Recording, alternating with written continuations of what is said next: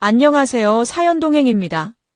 세상을 살다 보면 그 누구에게도 꺼내지 못한 이야기가 한둘쯤은 있죠.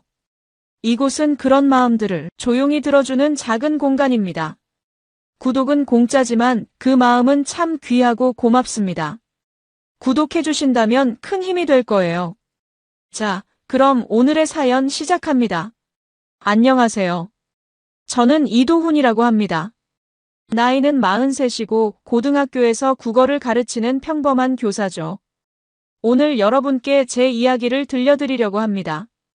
정말 믿기 힘든 일이었는데 아직도 꿈인지 현실인지 헷갈릴 정도입니다. 제 아내 민지연은 올해 39살이에요. 필라테스 강사로 일하고 있고 정말 예쁘고 세련된 여자입니다.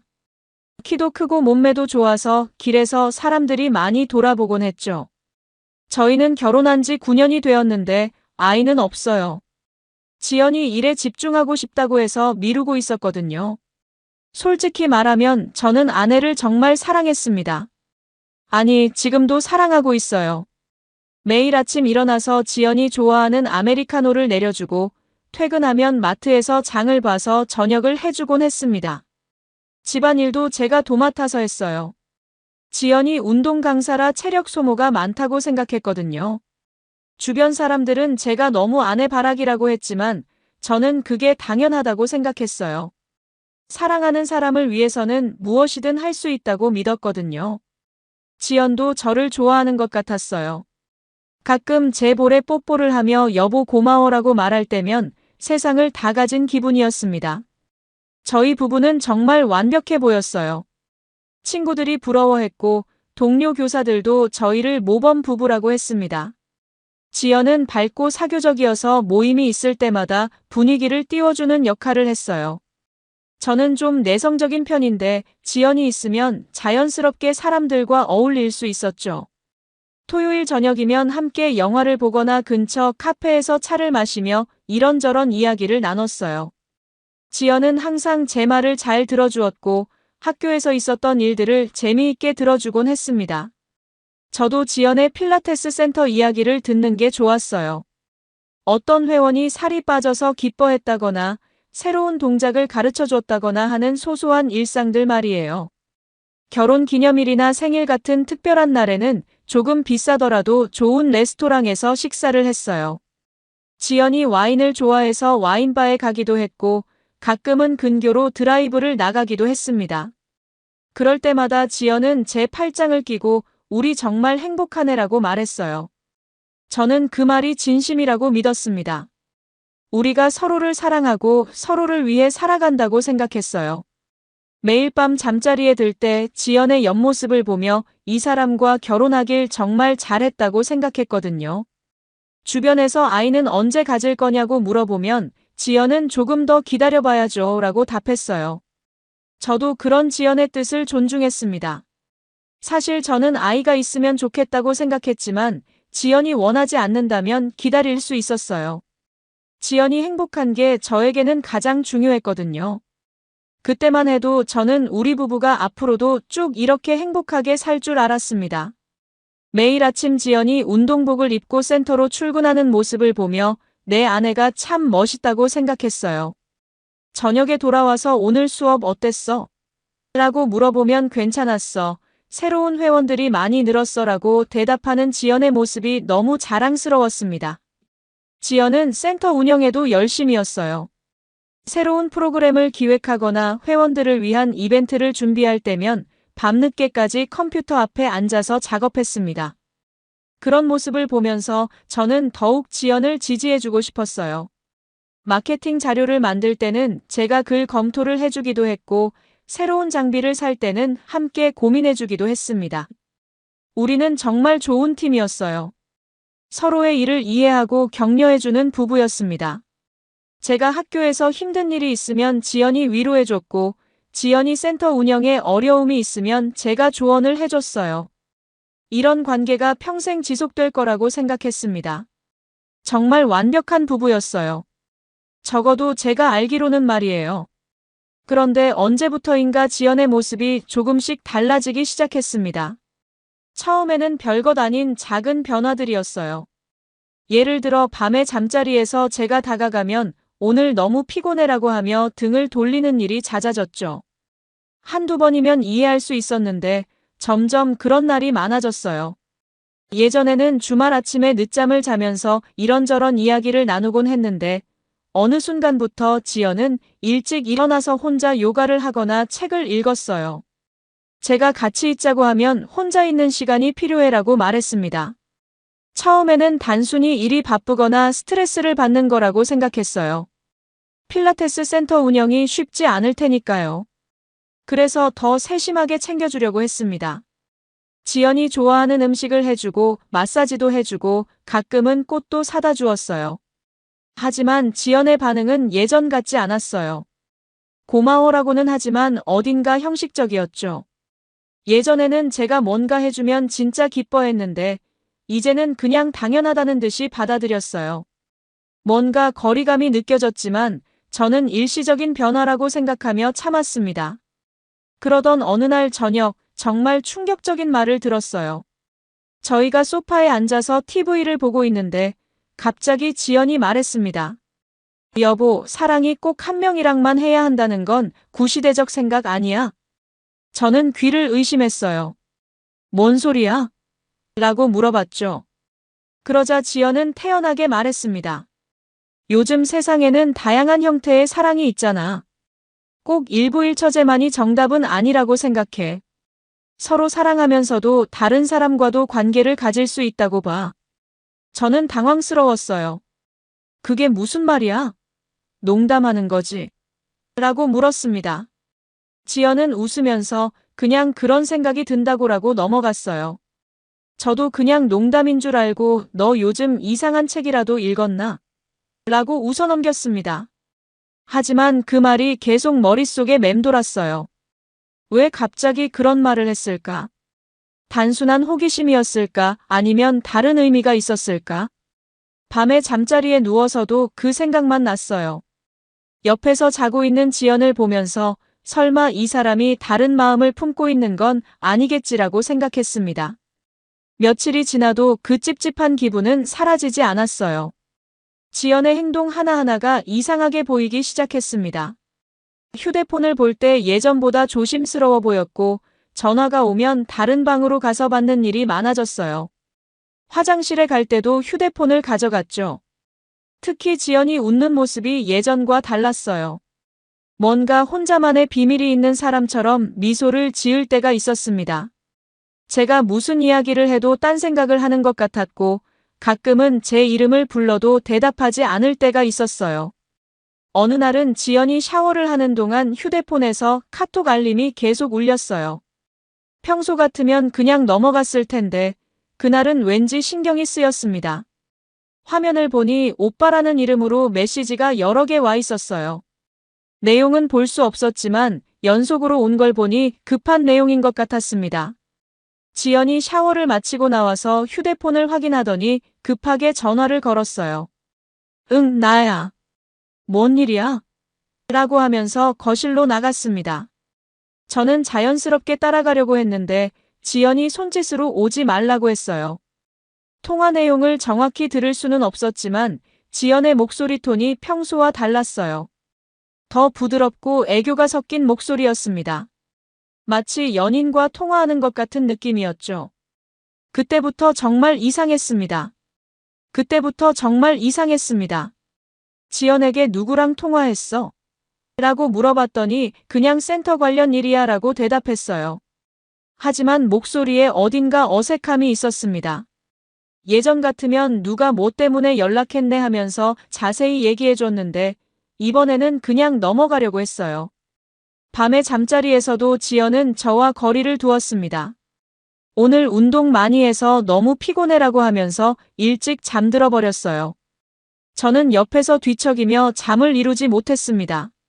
뭔가 잘못되고 있다는 느낌이 강하게 들었거든요. 지연의 이상한 행동들이 점점 더 명확해졌습니다. 가장 눈에 띄는 변화는 퇴근 시간이었어요. 예전에는 센터 운영 시간이 끝나면 바로 집에 왔는데 이제는 자주 늦게 들어왔습니다.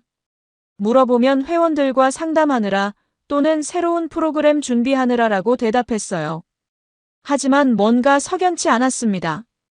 지연의 센터는 저녁 8시에 마지막 수업이 끝나는데 10시나 11시에 들어오는 날이 많아졌거든요.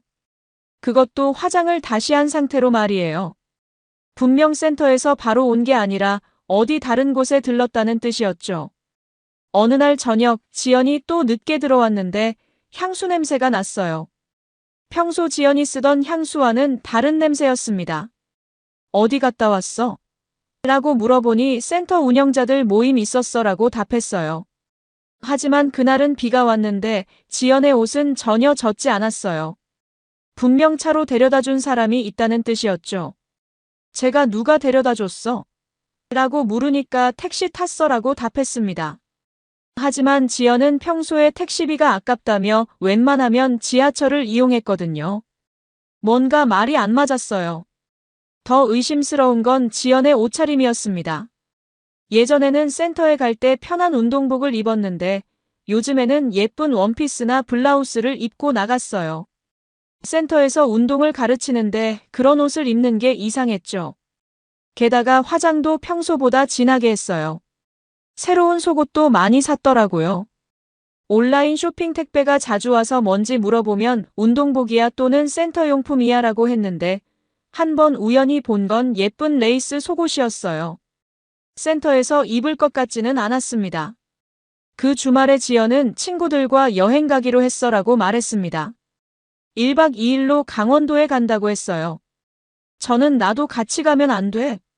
라고 물어봤지만 여자들끼리만 가는 거야 라고 거절당했습니다. 지연이 여행을 떠난 후 저는 혼자 집에서 이런저런 생각을 했어요. 정말 친구들과 간 여행일까? 요즘 지연의 행동을 보면 뭔가 숨기는 게 있는 것 같았거든요.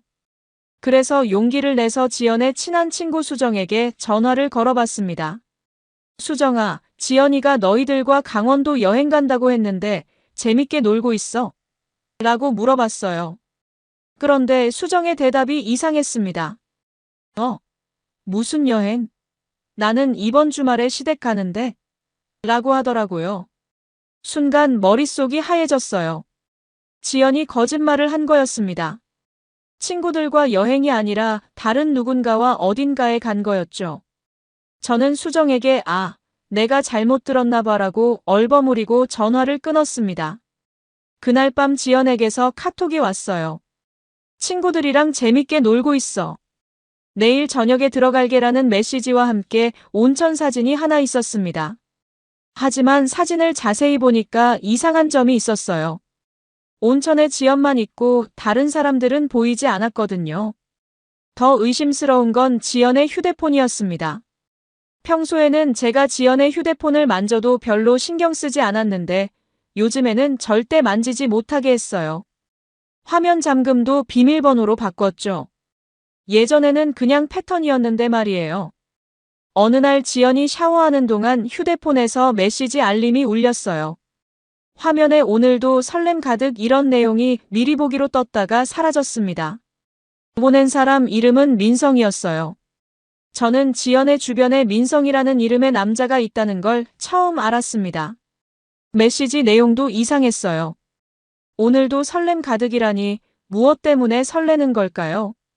그리고 하트 이모티콘까지. 분명 연인 사이에나 쓸 법한 표현이었습니다. 제 아내가 다른 남자와 그런 메시지를 주고받고 있다는 생각에 속이 뒤틀렸어요. 그때부터 본격적으로 의심이 들기 시작했어요. 지연이 누군가와 바람을 피우고 있는 건 아닐까? 그 민성이라는 사람과 무슨 사이일까? 머릿속이 복잡했습니다. 9년간 함께 살면서 이런 의심을 해본 적이 없었거든요. 며칠 후 지연이 또 늦게 들어왔는데 이번에는 목에 무엇인가 자국이 있었어요. 벌레 물린 자국이라고 하기에는 좀 이상했습니다. 제가 그게 뭐야? 라고 물어보니까 모르겠어. 언제 생긴지도 몰라라고 대답했어요. 하지만 그 자국은 명백히 키스마크였습니다. 더 이상 참을 수 없었습니다. 저는 지연에게 직접 물어보기로 했어요. 그날 저녁 지연이 집에 돌아왔을 때 저는 용기를 내서 말했습니다. 지연아, 우리 진솔하게 이야기 좀 하자. 지연이 무슨 이야기? 라고 반문했어요. 저는 심호흡을 하고 말했습니다. 요즘 너 뭔가 이상해. 늦게 들어오는 일도 많고 친구들과 여행 간다고 했는데 수정이는 모른다고 하더라. 솔직히 말해줘. 다른 남자 있는 거야? 그 순간 지연의 표정이 변했어요. 당황하거나 부정하는 게 아니라 오히려 당당해 보였습니다. 그래, 있어. 라고 말하더라고요. 저는 귀를 의심했어요. 이렇게 쉽게 인정할 줄은 몰랐거든요. 뭐라고? 라고 다시 물어봤습니다. 그러자 지연은 소파에 앉으면서 말했어요. 나 당신 말고도 사랑하는 남자가 2명 더 있어. 서로 아는 사이고 다 동의했어. 저는 정말 충격이었어요. 2명이나 더 있다고요? 그것도 서로 안다고요? 무슨 소리야, 그게 말이 돼? 라고 소리쳤습니다. 하지만 지연은 태연했어요. 일처다부재라고 들어봤어? 나는 그렇게 살고 싶어. 당신만의 아내로 사는 게 너무 갑갑했어. 라고 말했습니다. 저는 정말 말이 안 나왔어요. 9년 동안 함께 산 아내가 이런 말을 할 줄은 꿈에도 몰랐거든요. 갑갑했다고? 내가 뭘 잘못했는데? 라고 물어봤습니다. 지연은 잘못한 건 없어. 하지만 난 한 사람한테만 매여 있기 싫어. 여러 사람을 사랑하고 싶고 여러 사람에게 사랑받고 싶어라고 답했어요. 저는 화가 났습니다. 아니, 화라기보다는 배신감이었어요. 그럼 결혼은 왜 했어? 나한테는 왜 이런 말을 안 했어? 라고 따졌죠. 지연은 그땐 몰랐어. 결혼하고 살다 보니까 이런 게 내 진짜 모습인 것 같아라고 말했습니다. 그 남자들이 누군데? 라고 물어봤어요. 지연은 주저하다가 말했습니다. 한 명은 민성이야. 내 필라테스 제자고 28살이야. 또 한 명은 준호라고 고등학교 때 동창이야. 제가 들은 그 민성이 맞았어요. 그리고 준호라는 사람도 있었던 거였습니다. 언제부터였어? 라고 물으니까 민성이랑은 6개월 전부터, 준호랑은 3개월 전부터라고 답했어요. 6개월 전부터요. 그때부터 지연이 이상하게 굴기 시작했던 거였습니다. 모든 퍼즐이 맞춰지는 순간이었어요. 늦은 귀가, 거짓말, 휴대폰 비밀번호, 새로운 옷차림, 모든 게 설명이 됐습니다.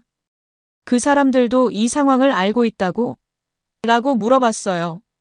지연은 고개를 끄덕였습니다. 다 알고 있어. 우리는 서로 솔직해. 나는 민성이와 준호에게 결혼한 상태라는 걸 처음부터 말했고 그 사람들도 이해해줬어. 저는 정말 어이가 없었어요. 이해해줬다고? 남의 아내를 빼앗는 걸 이해해줬다고? 라고 소리쳤습니다. 지연은 빼앗는 게 아니야. 나눠 갖는 거야. 사랑은 나눌수록 커지는 거라고 생각해라고 말했어요. 그 말을 듣는 순간 정말 화가 났습니다. 사랑을 나눈다고요? 저는 지금까지 지연만을 사랑해왔는데 지연은 저를 새 등분하고 있었던 거였어요. 그럼 나는 뭐야? 나는 그냥 3명 중 하나야? 라고 물어봤습니다. 지연은 당신도 소중해. 하지만 나는 다양한 사랑을 경험하고 싶어. 민성이는 젊고 열정적이고 준호는 나와 추억이 많고 당신은 안정감을 줘. 각각 다른 매력이 있어라고 말했어요.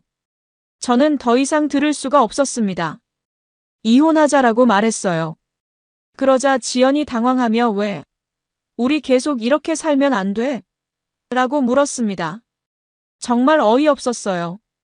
이런 상황에서도 계속 같이 살자고 하다니요. 안 돼. 나는 이런 식으로 살 수 없어라고 말했습니다. 지연은 생각해봐. 나는 당신을 떠날 생각 없어. 그냥 다른 사람들과도 만나는 거야 라고 설득하려고 했어요. 하지만 저는 마음을 굳혔습니다. 그런 식으로는 못 살겠어. 나는 너만 사랑했는데 너는 나를 포함해서 3명을 동시에 사랑한다고? 그게 사랑이야? 라고 따졌습니다. 지연은 사랑에는 여러 형태가 있어. 왜 편견을 가지고 생각해? 라고 반박했어요. 편견이라고요? 저는 정말 기가 막혔습니다. 이건 편견의 문제가 아니야.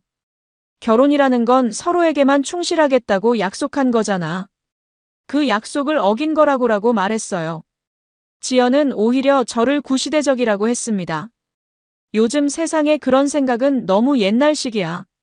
사랑은 독점하는 게 아니라 나누는 거야. 내가 다른 사람도 사랑한다고 해서 당신에 대한 사랑이 줄어드는 건 아니거든이라고 말했어요. 하지만 저에게는 그런 논리가 통하지 않았습니다. 그럼 나도 다른 여자들과 만나도 되는 거야? 라고 물어봤어요.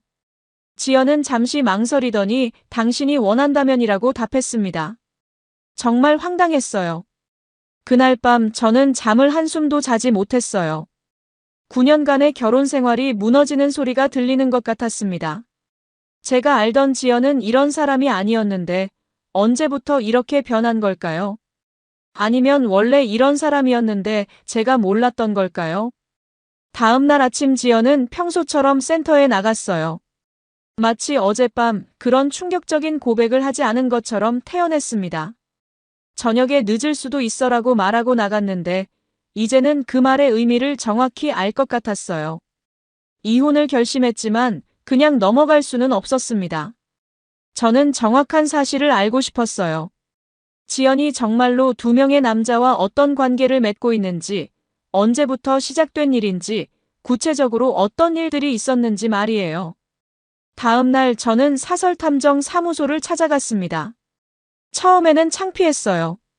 내 아내를 미행한다는 게 말이 안 된다고 생각했거든요. 하지만 진실을 알아야 앞으로 어떻게 할지 결정할 수 있었습니다. 탐정은 40대 중반의 여성이었는데 의외로 친절했어요. 이런 경우가 요즘 많아요. 너무 자책하지 마세요라고 위로해 주더라고요. 저는 지연의 사진과 기본 정보를 주고 일주일 동안 미행을 의뢰했습니다. 그 일주일이 정말 길었어요. 학교에서 수업을 하면서도 계속 지연 생각만 났습니다. 과연 탐정이 무엇을 발견할까? 정말로 지연이 다른 남자들과 만나고 있을까? 한편으로는 모든 게 오해이기를 바랐어요. 하지만 현실은 제 예상보다 훨씬 충격적이었습니다. 일주일 후 탐정으로부터 받은 보고서를 보고 저는 정말 말을 잃었어요. 지연은 정말로 2명의 남자와 정기적으로 만나고 있었습니다. 민성이라는 남자는 정말로 지연의 필라테스 제자였어요. 28살의 회사원이었는데 지연과는 주중에 주로 만났습니다. 보통 센터 수업이 끝난 후 근처 카페에서 만나서 이야기를 나누다가 모텔로 가는 패턴이었어요. 준호라는 남자는 지연의 고등학교 동창이었습니다. 30대 후반의 이혼남이었는데 지연과는 주말에 주로 만났어요. 강원도 여행도 이 사람과 함께 간 것이었습니다. 펜션을 빌려서 1박 2일을 보냈더라고요. 더 충격적인 건 3사람이 함께 만나는 경우도 있다는 것이었습니다. 한 달에 한두 번 정도 고급 펜션이나 풀빌라를 빌려서 셋이 함께 시간을 보냈어요. 탐정이 찍은 사진들을 보니 정말 믿을 수 없었습니다. 사진 속의 지연은 제가 아는 지연과는 완전히 다른 모습이었어요.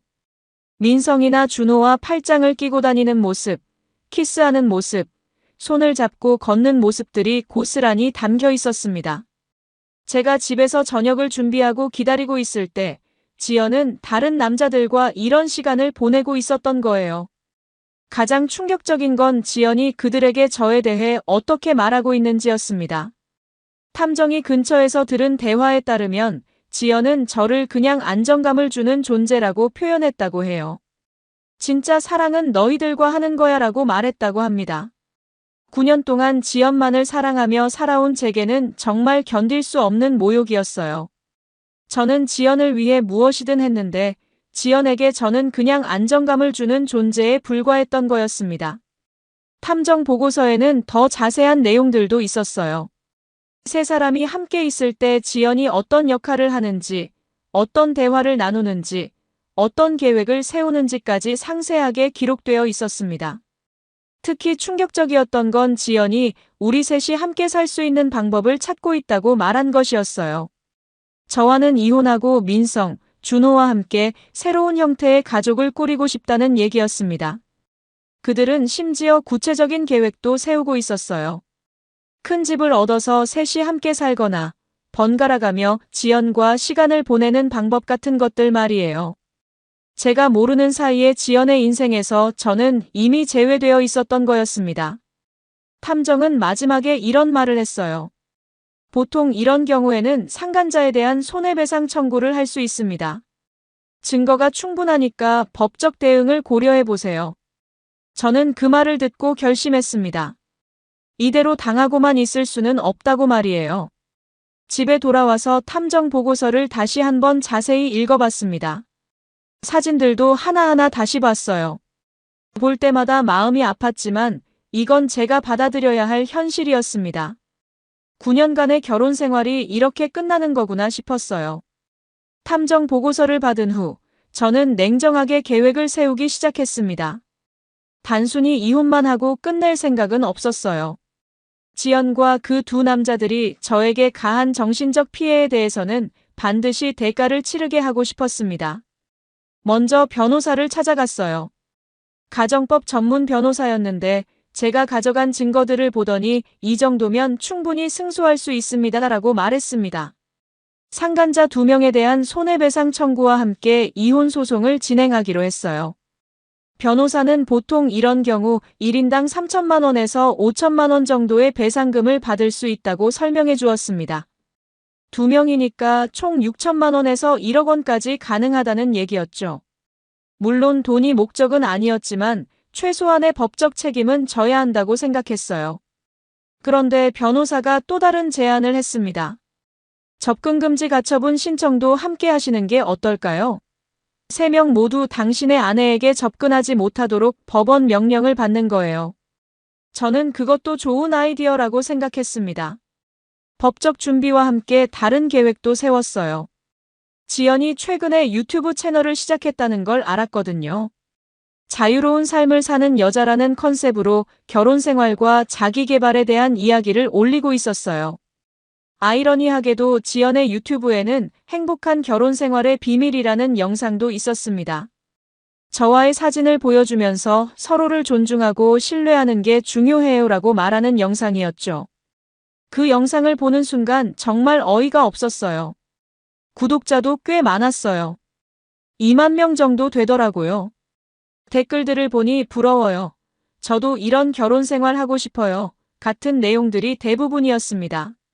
사람들이 지연을 모범적인 기혼 여성으로 생각하고 있었던 거예요.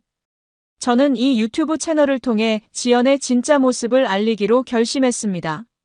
물론 직접적으로는 아니고 적절한 시기에 진실을 폭로하는 방법을 생각해봤어요.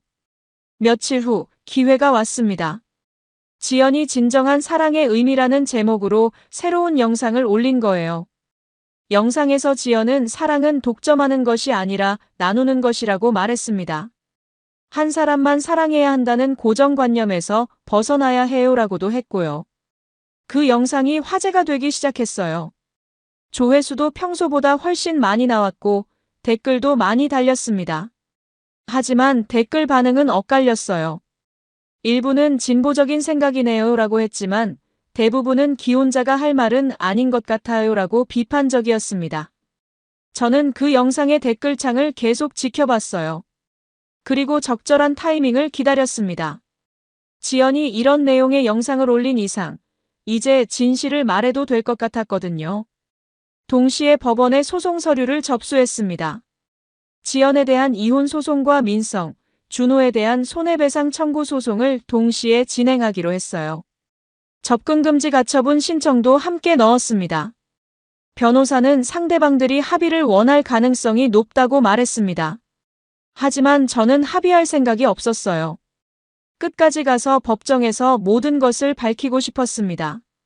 집에서 지연과 마주치는 것도 이제 힘들었어요. 지연은 여전히 태연하게 오늘 늦을 거야 라고 말하며 나갔다가 밤늦게 들어왔습니다. 아마 민성이나 준호와 만나고 오는 거겠죠. 저는 지연에게 소송 사실을 아직 알리지 않았어요. 갑자기 알면 증거를 인멸하거나 도망갈 수도 있으니까요. 법원에서 소장이 송달되면 그때 알게 될 거였습니다. 며칠 후 또 다른 기회가 왔어요. 지연의 유튜브 영상이 한 온라인 커뮤니티에서 화제가 된 거예요. 기혼자가 이런 말을 해도 되나라는 제목으로 논란이 되고 있었습니다. 이제 때가 왔다고 생각했어요. 드디어 그날이 왔습니다. 지연의 유튜브 영상이 여러 온라인 커뮤니티에서 화제가 되고 있을 때 저는 익명으로 진실을 폭로하기로 결심했어요. 더 이상 기다릴 수 없었습니다. 가장 조회수가 높은 지연의 영상 댓글에 이렇게 썼습니다. 이 사람은 현재 남편 말고도 2명의 남자와 동시에 불륜 관계를 맺고 있습니다. 일처다부재라는 이름으로 포장하고 있지만 결국 바람 피우는 거예요.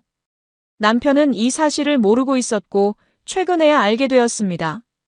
그리고 탐정이 찍은 사진들 중 얼굴이 잘 안 보이는 몇 장을 함께 올렸어요. 지연이 다른 남자들과 손을 잡고 걷는 사진, 키스하는 실루엣 사진 같은 것들 말이에요. 물론 개인정보는 최대한 가렸습니다. 댓글을 올리고 나서 몇 시간 만에 엄청난 반응이 일어났어요. 다른 사람들도 의심스럽게 생각했던 모양이에요. 역시 뭔가 이상했다. 기혼자가 저런 말을 하더니 같은 댓글들이 쏟아졌습니다. 그 영상은 순식간에 더 많은 조회수를 기록했고 다른 유튜브 채널들에서도 지연의 영상을 다루기 시작했어요. 일처다부재를 주장하는 유튜버의 정체라는 제목으로 여러 채널에서 영상을 만들었습니다. 지연은 처음에는 모르고 있었어요. 그날 저녁에도 평소처럼 늦을 거야 라고 말하고 나갔습니다. 아마 민성이나 준호와 만나러 간 거겠죠. 저는 집에서 온라인 반응을 지켜봤어요. 밤 11시쯤 지연에게서 급하게 전화가 왔어요. 여보, 지금 집에 있어? 급한 일이 생겼어라고 하더라고요. 목소리가 많이 당황한 것 같았습니다. 아마 누군가가 온라인 상황을 알려준 모양이었어요. 지연이 집에 들어오자마자 저에게 따졌습니다. 당신이 인터넷에 댓글 단 거야? 저는 모른 척했어요. 무슨 댓글? 하지만 지연은 확신하고 있는 것 같았습니다. 유튜브에 누가 우리 일을 다 폭로했어. 사진까지 올렸더라고. 당신 말고 누가 알겠어? 지연은 울먹였어요. 하지만 저는 동정심이 들지 않았습니다. 당연한 결과라고 생각했거든요. 내가 한 일이 알려진 거잖아. 내 탓을 하지 말라고 말했어요. 지연은 이제 어떻게 해? 구독자들이 다 떠날 거야 라고 걱정했습니다. 유튜브 수익에 대한 걱정부터 하는 모습을 보니 더 화가 났어요. 다음 날 아침 상황은 더 심각해졌습니다. 온라인 커뮤니티뿐만 아니라 포털 사이트 실시간 검색어에도 지연의 이름이 올라간 거예요. 일처다부재 유튜버라는 키워드로 수많은 기사들이 쏟아져 나왔습니다. 언론에서도 관심을 보이기 시작했어요. 몇몇 기자들이 지연에게 연락을 했고 필라테스 센터에도 취재 요청이 들어왔습니다. 지연은 완전히 패닉 상태가 됐어요. 그날 오후에는 법원에서 소장이 송달됐습니다. 이혼 소송과 상간자 손해배상 청구 소송 서류가 지연, 민성, 준호에게 각각 전달된 거예요. 접근금지 가처분 신청 서류도 함께 갔고요. 지연이 서류를 받고 집에 돌아왔을 때는 완전히 절망한 상태였어요. 당신이 정말 이렇게까지 할 거야? 라고 물었습니다. 저는 당연하지. 내가 한 일에 대한 대가야 라고 답했어요. 민성과 준호도 연락이 왔을 거예요. 그들도 갑자기 법적 책임을 져야 한다는 사실에 당황했을 겁니다.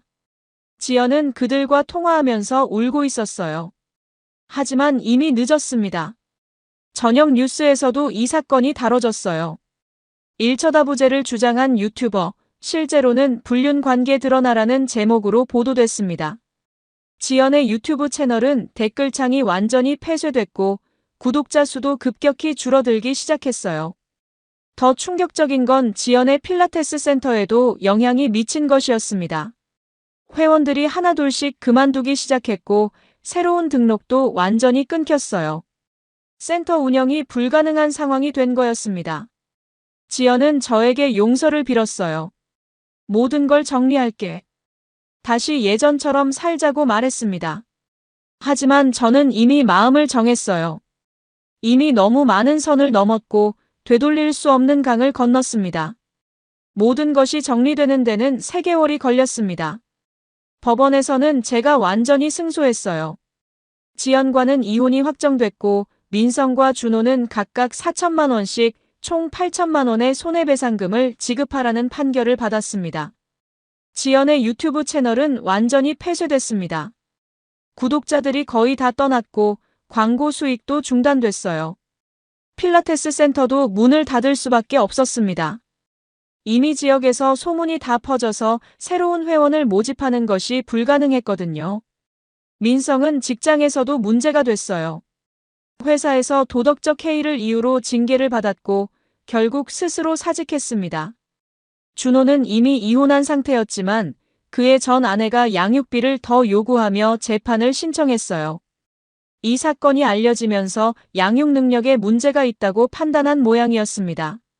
무엇보다 세 사람의 관계도 완전히 깨졌어요. 법적 책임 문제로 서로 원망하게 된 거죠. 민성은 지연 씨가 이혼한다고 했으면서 왜 이런 일이 생겼냐며 지연을 원망했고 준호는 처음부터 이런 위험이 있다고 말했어야 했다며 둘 다 원망했습니다. 지연은 마지막까지 저에게 매달렸어요. 정말 미안해. 내가 완전히 잘못했어. 다시 기회를 줄 수 없어. 라고 계속 말했습니다. 하지만 이미 돌이킬 수 없는 강을 건넌 상황이었어요. 이혼 확정 후 저는 서울을 떠나기로 결심했습니다. 너무 많은 기억이 서려 있는 곳에서는 새 출발을 할 수 없을 것 같았거든요. 고향인 전라남도 작은 시골 마을로 내려갔어요. 어머니 혼자 계시는 집으로 말이에요. 어머니는 제 상황을 아시고 많이 걱정해 주셨어요. 힘들었을 텐데 잘 견뎠다며 위로해 주셨습니다. 저는 어머니와 함께 지내면서 마음의 상처를 조금씩 치유해 나갔어요. 시골 생활은 서울과는 완전히 달랐습니다. 아침에 일어나면 새소리가 들리고 저녁에는 별이 보였어요. 복잡한 인간관계도 없고 그냥 조용히 지낼 수 있었습니다. 몇 달 후 마을에서 이장 선거가 있었어요. 마을 사람들이 저에게 출마를 권했습니다. 젊고 교육받은 사람이 마을을 이끌어야 한다는 이유였어요. 처음에는 망설였지만 새로운 시작이라는 생각으로 출마하기로 했습니다. 선거 운동을 하면서 마을 곳곳을 다녔어요. 어르신들과 이야기를 나누고 마을 발전 방안에 대해 토론했습니다. 교사 경험이 도움이 많이 됐어요. 사람들 앞에서 말하는 것도 자연스러웠고 복잡한 문제를 쉽게 설명하는 것도 익숙했거든요. 선거 결과는 제가 압도적으로 이겼어요. 마을 사람들이 저를 믿고 선택해 준 거였습니다. 이장으로 일하면서 저는 진짜 보람을 느꼈어요. 마을 도로를 포장하고 상수도를 개선하고 젊은 사람들이 돌아올 수 있는 일자리를 만드는 일들 말이에요. 1년이 지난 지금 저는 완전히 새로운 사람이 된 것 같아요. 서울에서의 아픈 기억들도 많이 옅어졌고 마을 일의 보람을 느끼며 살고 있습니다. 가끔 지연 생각이 날 때도 있지만 이제는 분노나 원망보다는 그냥 안타까운 마음이 들어요. 그 사람도 결국 자신이 선택한 길의 결과를 받은 거니까요. 얼마 전에 서울에 있는 친구를 통해 지연의 근황을 들었어요. 필라테스 센터를 잃은 후 아르바이트를 전전하고 있다고 하더라고요. 민성과 준호와는 완전히 연락이 끊겼고 혼자 원룸에서 살고 있다고 했습니다. 유튜브도 다시 시작해봤지만 과거 일 때문에 계속 악플만 달려서 포기했대요. 솔직히 말하면 조금은 안쓰럽기도 했어요. 9년을 함께 산 사람이니까요. 하지만 동정심과 사랑은 다른 거잖아요. 지연이 저에게 준 상처는 너무 깊었고 그 신뢰는 다시 회복될 수 없는 것이었습니다. 마을에서는 제가 이혼했다는 사실만 알고 있어요. 구체적인 이유는 말하지 않았습니다. 가끔 마을 어르신들이 좋은 여자 소개해줄까? 라고 하시지만 아직은 그럴 마음이 없어요. 지금은 마을 일에 집중하고 싶습니다. 이장으로 일하면서 정말 많은 보람을 느끼고 있어요. 작은 일이지만 마을 사람들의 삶이 조금씩 나아지는 걸 보면 뿌듯합니다. 버스 정류장을 새로 만들었을 때 어르신들이 좋아하시는 모습, 마을 회관을 리모델링했을 때 아이들이 신나하는 모습을 보면서 진짜 의미 있는 일을 하고 있다는 생각이 들어요.